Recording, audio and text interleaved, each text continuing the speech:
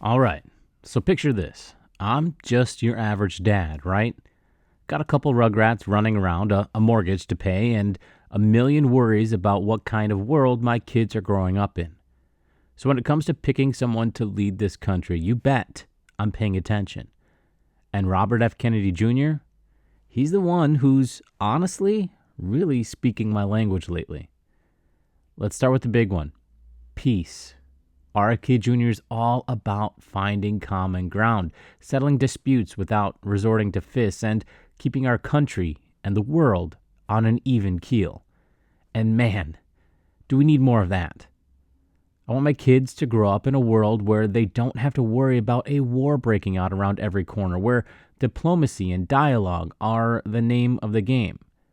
With RFK Jr., I see a future where conflict resolution means more than just flexing muscles. But here's the deal: RFK Jr. isn't just all talk. He's as anti-war as they come, and let me tell you, as a dad, that's a big, big deal. I don't want to see my kids or anyone else's getting shipped off to some foreign land to fight someone else's battles. RFK Jr. knows that too, and he's committed to finding solutions that don't involve putting our young ones in harm's way. With RFK Jr., I see a leader who's ready to put action behind his words and keep our kids safe. And then there's his love for America. This guy, he seems to be a true believer in the greatness of our country. He sees what makes us special: the diversity, the innovation, the freedom. And he's all about keeping that flame burning bright.